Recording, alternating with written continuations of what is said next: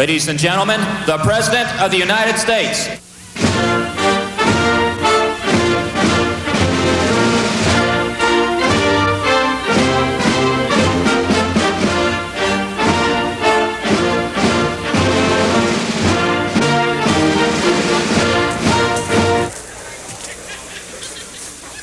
Mr. President, I'm poor and unemployed. What am I going to do?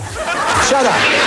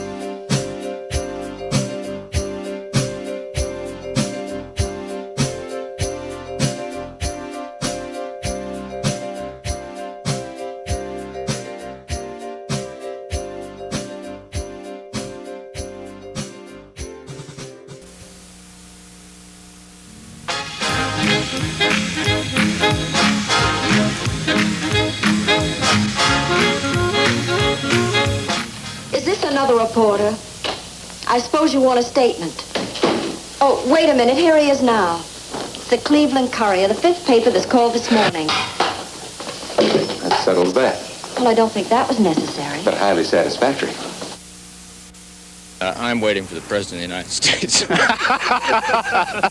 He's going to come running along this towpath here. You know how we know that? We listen to Secret Service radios.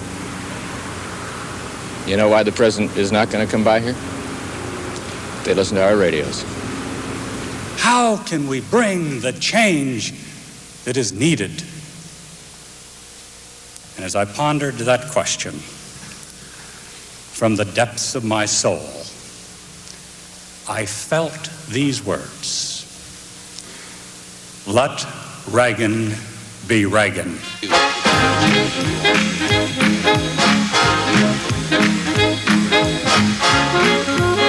There are two major promises he has not been able to keep, and those are the promises to put more Americans back to work, and the second promise is the promise to,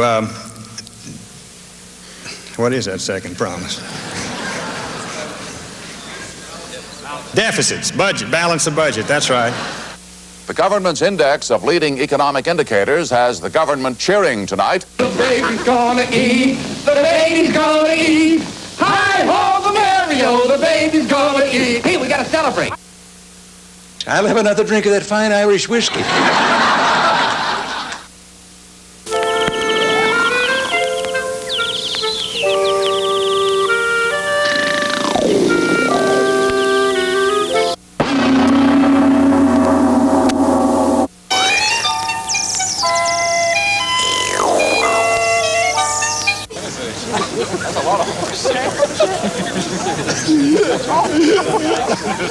Ladies and gentlemen, I think all of you join me in thanking our friends from Austria in bringing this display, but that magnificent stallion, Amadeus, is a gift to the people of the United States. Well, it is particularly fitting that this is the first time this has ever happened on the White House lawn. Just a minute.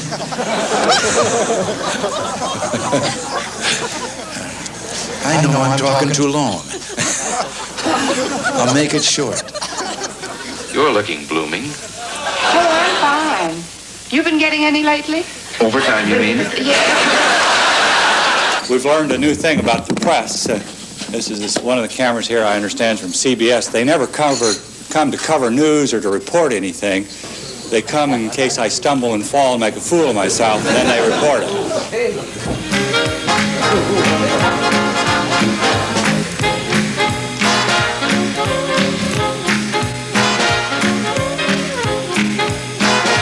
No good news is ever reported by CBS. It's so full of shit. Gentlemen, I think this is the craziest kind of journalism I have ever observed. I wanted to ask you, when you went over the ranch there, I've been worried about one of the horses. How did they look? During the primary campaign, you criticized Governor Reagan for what you called his voodoo economics. God, I wish I hadn't said that, but go ahead. Several years ago, when Lyndon Johnson was vice president, we wondered how many people knew who he really was. So we sent people out on the street to ask the question, who is Lyndon Johnson? Do you know who Lyndon Johnson is? No. Am I supposed to know? Sounds like a noteworthy person. Of course, now, many years later, people are more politically aware. So we sent people out on the street to ask that very same question. Who is George Bush? There's a George Bush. I was just thinking in San Jose. Now, Bush, that sounds like somebody that's in politics. The guy that's running for city council. He is a distributor of alcoholic beverages here in Monterey. Who is George Bush? I know that he's a politician, but... Politician. Isn't he? I don't know. He's the vice president of the United States. Who's Ronald Reagan?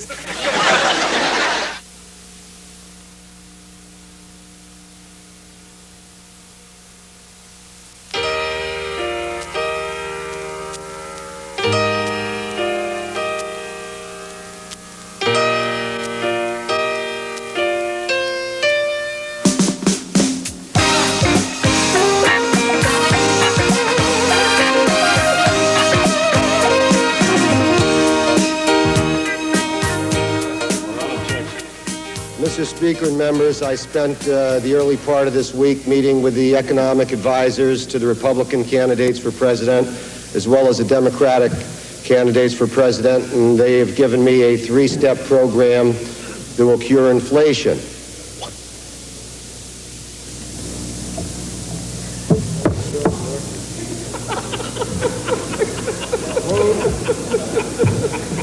I hope that you will all join me in this program, and I yield back the balance of my time.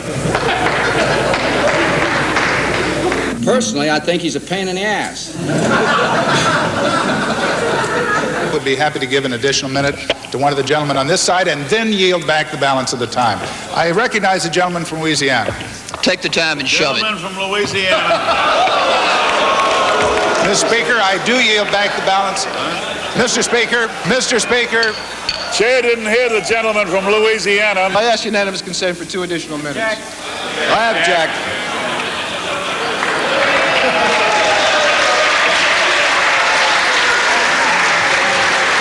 When I offer amendments, whether it's on farm subsidies or anything else, I've got the guts to stand up here and demand a roll call. And you should have demanded a roll call, and I thought you would have demanded a roll call. No, I don't yield. I yield to the chair. You admitted why. You gave your reasons why. Because the leadership whipped you to death, and you bled, and you cried, and you said, Mr. Leader, I'm with you. Will the gentleman I don't yield any further. And the gentleman from California, again, first of all, he does not ask for a roll call on a biomedical amendment. And secondly, he says that he offered an amendment to help the poor people of Medicare, and now he says because the leadership put the whip to him, the hell with him. We carry on like this all the time, and We've been impressed. may come as a shock to you people who live out in the real world of what really happens, but occasionally we do something, not too often. I think the House has passed National Peach Month this year, and we're going to act on it soon. May I ask you what was accomplished by this briefing today? I'm not going to talk about it. It's highly secret. I'm not going to talk to you about things like that. You know that.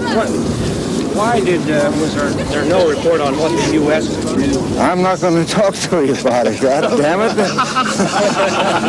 Not at all. Not at all. Seriously, Senator, did this make any difference to the prospects for the Pentagon's budget? I'm not going to talk about it, gentlemen. Now, God damn it, it's top secret. Get it through your heads. I'm not a good leaker. Gentlemen, I feel like pizza. Big, fat, crusty pizza. We're going to get everyone's order here, Representative Wright. Anchovies. An anchovy count. 1, 2, 3, and no garlic. How would you sum up your day here, sir? Boring. Senator Byrd was combing his hair. Senator Baker was trying to get taller. And Senator Muskie was walking around with gloves and a hat on saying, "Is it snowing?" So I think they all ought to be put in a home and stop bothering the nation.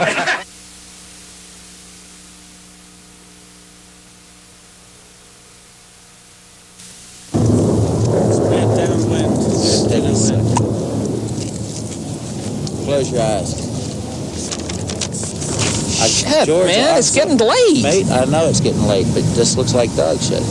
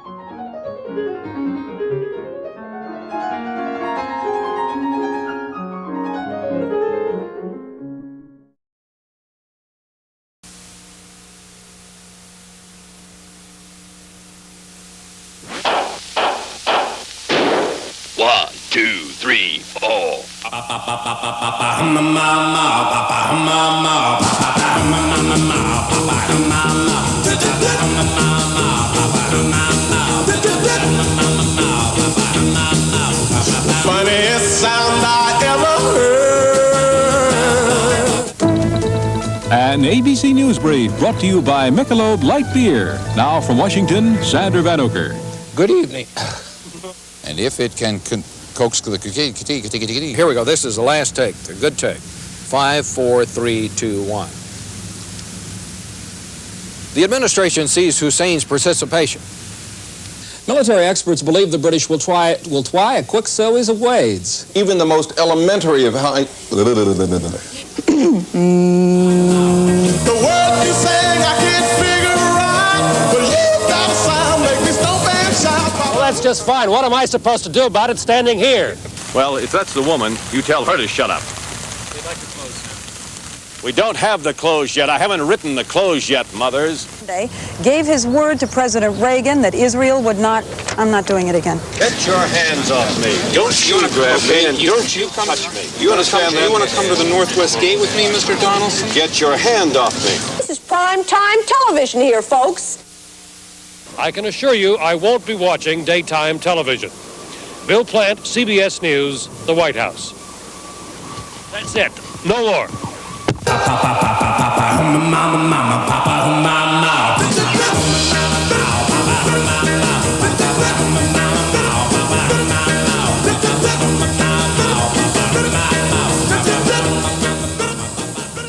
This is the Department of Transportation airbag demonstration car. If I were traveling, say, at about 25 to 30 miles an hour and hit a parked car, this is what would happen.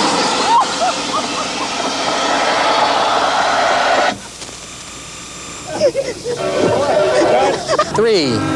Oh, you got a train coming. There's a train coming. There's a train coming. There is a train coming. Amanda Davis, Satellite News Channel, Washington. Roy Neal is in Houston with this late report.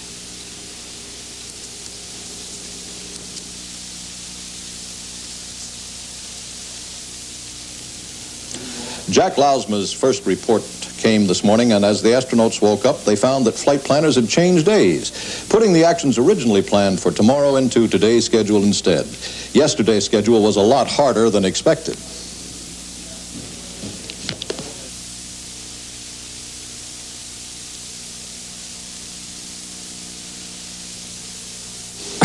Well, that's live television for you. Correspondent Scott Barrett is at George Washington University Hospital with a live update. Now, which network catering service is that? ABC? I can report that ABC's catered lunch. Hey, Scott is having trouble listening to us. We'll see if we can't get in touch with him for you. I understand this is the end of a lifelong ambition to get a head job someplace.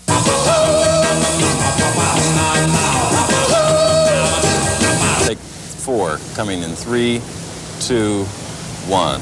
Take 6, 3, take 5, coming in 3, 2, 1. Take 6, take 7, 3. Okay, take 8. Okay, take what, 9? Okay, take 10, take 11, 3. Okay, this is a safety. Take number 12. Contact. Chances are, take a shot of this. I want you to get a shot of this. Are you communists? Huh? No, we're all Americans, man. You're an American, I'm an American. This is Ike Pappas at Sokolov Park attempting to do a close. Do you see what we have to go through? Thank you very much. Would you mind? I got 15 minutes before air, okay? Come on, really. Look, we on air yet? Fellas, will you please leave us alone? We on air? No way. Go sit over there and I'll talk to you in a minute, okay? Really. Go on, I'll talk to you. Would you? Yeah, we'll talk to you. And we'll tell you everything. Just let me do this. Because if I don't get on the air, it's all over. I'll be out here with you guys in the park. Give me a break. Screw with all brother, the all right? licenses that we've built. Trying to get a little piece of work done here, okay? Everyone loves fresh vegetables. Come on, Fred. Buttermilk biscuit. Okay. In honor of your mother and father, my family is busy flying 12 orange jets, 8 purple jets, to bring in supplies, the big radios, not the local scooter putters that Come on. Okay. Okay. Thanks a lot. And then there's Buck Johnson. Thanks a lot. I'm sorry. Take 14. Take 15. Take 16. Take 17 or whatever. Damn it. Take it again. What are we on now? 19? Excuse me, old buddy. Could you step over here? There we go. What's going on? Television. I see you on news at 4 o'clock. Waiting. At news time. But if you can move for a moment, then I'll be able to get on tonight.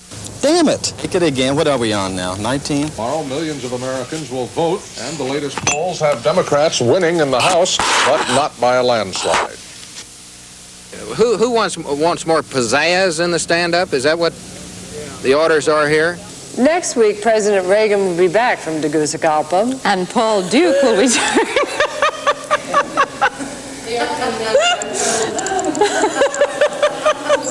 You make any known motion, Randy, I'll start.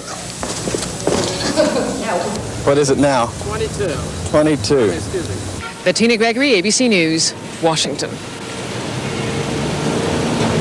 That was good. That was good. Do it on the second. Thank you very much. And now they will light the first light of Hanukkah.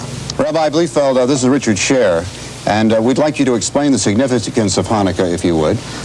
This begins our 8-night festival of religious freedom in a festival of rededication, but because we of the Jewish community share in the concern for the hostages being held in Iran, for they too are suffering under a contemporary form of religious tyranny. And it's tip-off time at Archbishop Curley. Klaus Wagner will have that story for you live next on Eyewitness News.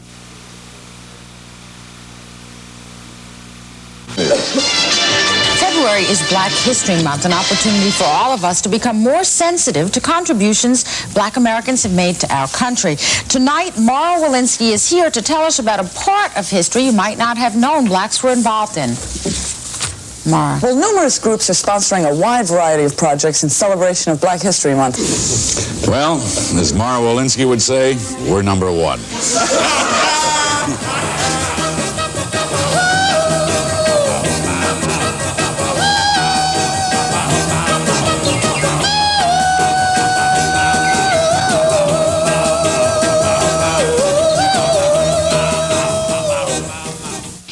24.